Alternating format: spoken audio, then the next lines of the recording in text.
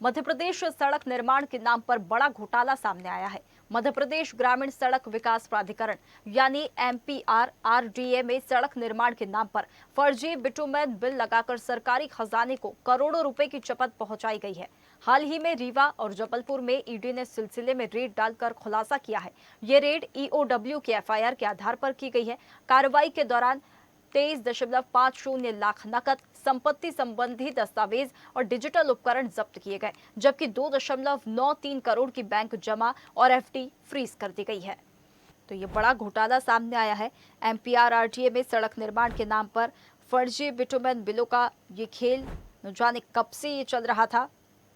अधिक जानकारी के लिए हमारे साथ एसोसिएट एडिटर अरविंद सिंह चौहान जुड़ गए हैं। अरविंद जी, MPRRDA में सड़क निर्माण के नाम पर फर्जी बिटुमेन बिलों का ये खेल आखिर कितने समय से लगातार जारी था और शुरुआती जांच में घोटाले का दायरा कितना बड़ा माना जा रहा है, क्या सामने आ रहा है?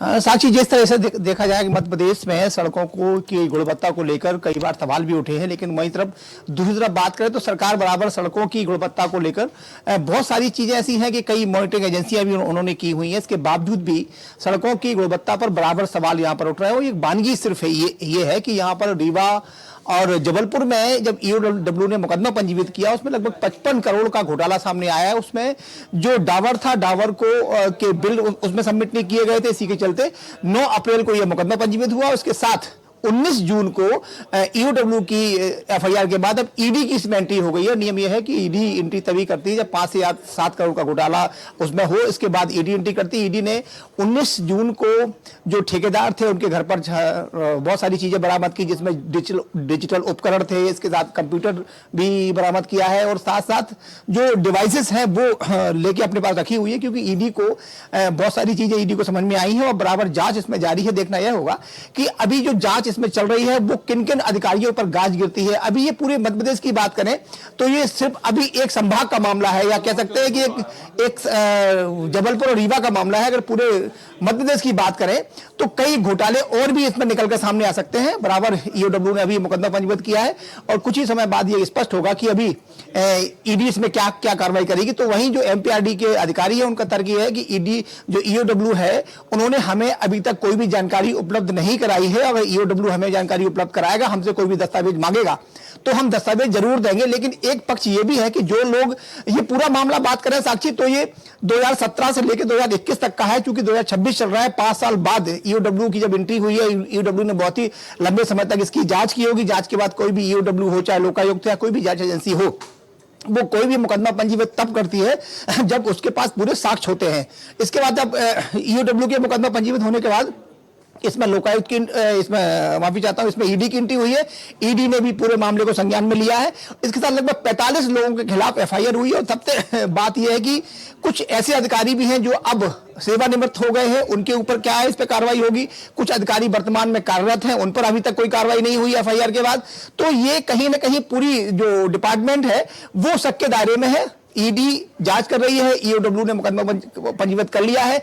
अब कहीं ना कहीं संभावना व्यक्त ये की जा रही है कि आने वाले समय में ऐसा ना हो कि बहुत सारी पूरा प्रदेश है, प्रदेश में जो सड़कों की गुणवत्ता पर सवाल उठाए गए हैं तो उस पर जरूर प्रश्न चिन्ह लगा। एक तरफ सरकार बराबर कटिबद्ध है कि हम कहीं ना कहीं सड़कों की गुणवत्ता पर, और क्योंकि मेन किसी भी अगर देश का विकास देखना हो तो सड़क इसमें महत्वपूर्ण भूमिका अदा करता है। लेकिन जिस तरीके से ग्रामीण महिला और ग्रामीणों की सड़क की ये हाल है, वहां पर बराबर भ्रष्टाचार की खबरें आ रही हैं, तो कहीं ना कहीं संवेदनशीलता बढ़ती जानी चाहिए। अब देखना यह कि जो मुकदमा पंजीकृत हुआ है इसके बाद सरकार और सरकारी एजेंसियां इस पर क्या कार्रवाई करती हैं। जी, सरकार के एक्शन पर तो नजर है। आप हमारे साथ बने रहिए। वरिष्ठ पत्रकार बृजराज तोमर हमारे साथ जुड़ गए हैं। बृजराज जी, ये बड़ा मामला यहाँ पर सामने आया है, घोटाला उजागर हुआ है, ED की कार्रवाई की गई है, EOW के FIR के आधार पर ये जो कार्रवाई हुई है, अब तक जांच में किन अधिकारियों, ठेकेदारों या कंपनियों की भूमिका इसमें संदेह के घेरे में और कितना बड़ा और घोटाला ये निकलकर सामने आ सकता है?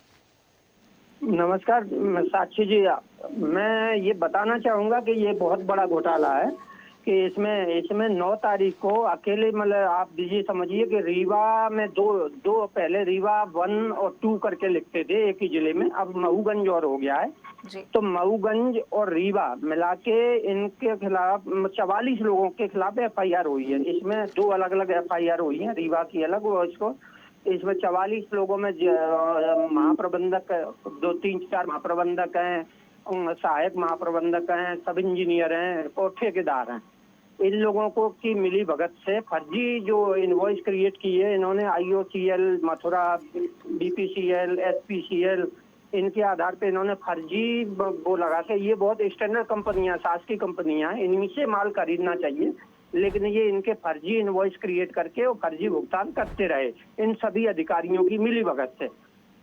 बिल्कुल। तो इसी को आधार, और मैडम इसी के बाद एक ED का जब प्रवेश हुआ तो ED ने इसमें जबलपुर को भी जोड़ा है, तो जबलपुर को मिलाने के बाद ये पूरा मामला, इन दोनों को मिलाने के बाद ये 18.9 करोड़ का, 5-9 करोड़ का होता है, जिसमें 12.71 करोड़ रीवा और 5.88 करोड़ मऊगंज और जबलपुर को मिला देंगे। तो ED ने जबलपुर पे किया है, इन्होंने EOW ने किया है कि क्या नहीं किया है, वो थोड़ी सी जानकारी अभी नहीं मिल पाई है। तो इस प्रकार से 55.60 करोड़ का मामला ED ने उठाया है। बिल्कुल, ये तो भी बहुत ही बड़ा मामला खैर यहाँ पर उजागर हुआ है। एक प्रश्न और आपसे करना चाहूंगी, रीवा और जबलपुर में जो रेड के दौरान नकदी, संपत्ति के दस्तावेज और करोड़ों की बैंक जमा जो है वो फ्रीज कर दी गई है। अब इससे मनी ट्रेल और घोटाले के कितने बड़े नेटवर्क का और यहाँ पर खुलासे का संकेत मिल रहा है, क्या बहुत बड़ा इसके पीछे एक नेटवर्क चल रहा है जिसका खुलासा हो सकता है? मैं मैडम एक चीज और बता रहा हूँ, जो अभी दबी हुई है घोटाला, ये अकेले आप ये अंदाजा लगाइए कि रीवा जबलपुर को मिला के जब 55 करोड़ से ज्यादा का पहुंच रहा है, तो ये पूरे मध्य प्रदेश में क्या हालात होंगी। मैंने तो पिछला एक समाचार लगाया था इनके महालेखाकार AG ऑफिस के कैग रिपोर्ट के आधार पर, जो तीन साल की कैग रिपोर्ट में उन्होंने ये कहा है कि मध्य प्रदेश में के 49 जिले, मध्य प्रदेश के 54 में से 49 जिले की जितनी PIU है, उनमें से 74 में से 71 PIU, वो सारे के कहीं ना कहीं इन गड़बड़ घोटाले में लिप्त हैं।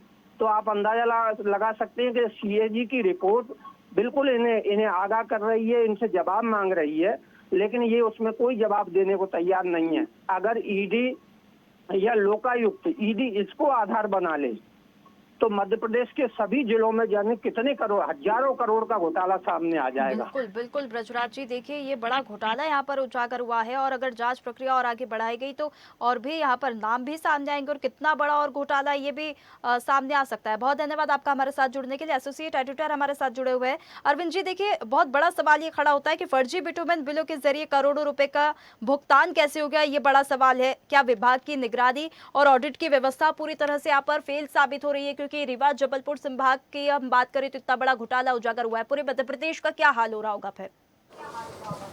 देखिए, बिना अधिकारियों की मिलीभगत की ये सब संभव नहीं है। जब हमने वहां MPR और DA में बात करने की कोशिश की तो वहां के जो अधिकारियों ने हमें जानकारी दी, उनका कहना साफ तौर पर यह था कि जिस तरीके से ये घोटाला हुआ है उनके संज्ञान में नहीं है। लेकिन आप देखेंगे जब बिल वहां सबमिट हुए IOCL या BPCL या HPCL से, जिन कंपनियों से ये जो डामर खरीदा गया है, और उन कंपनियों के पास ये बिल ही नहीं है, GST बराबर जमा हुआ है, तो कहीं ना कहीं ये पूरी मिलीभगत से हुआ है। वहां के जो CGM है, वहां के जो GM है, या वो जो वहां के संबंधित अधिकारी हैं, वो बराबर पूरी इस भ्रष्टाचार में लिप्त होंगे। यही वजह है कि उनके खिलाफ FIR की गई है। अगर हम पूरे प्रदेश की बात करें तो प्रदेश में चाहे उज्जैन ले लें, चाहे हम इंदौर ले लें, चाहे जबलपुर ले लें, चाहे ग्वालियर ले लें, चाहे रीवा ले लें, हर जगह का कहीं ना कहीं अगर जांच की जाती है तो आप साफ तौर पर मान लीजिए कि और भी बड़े घोटाले होने की संभावनाएं बनेगी।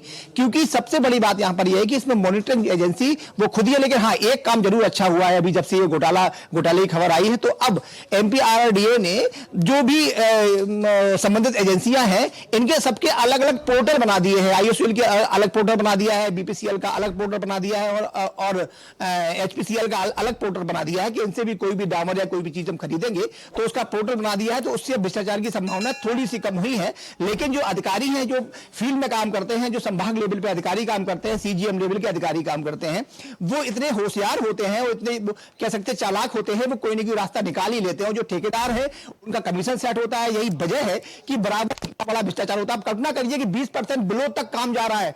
बिल्कुल बिल्कुल अरविंद जी, देखिए ये बड़ा घोटाला यहाँ पर उजागर हुआ है। जांच प्रक्रिया कहाँ तक आगे जाएगी और क्या नाम सामने आएंगे, देखने वाली बात है। बहुत धन्यवाद आपका हमारे साथ जुड़ने के लिए। ताज़ा खबरों के लिए लाइक, फॉलो और YouTube पर सब्सक्राइब कर बेल आइकन दबाएं। साथ ही हर अपडेट के लिए विजिट करें swedeshlive.com।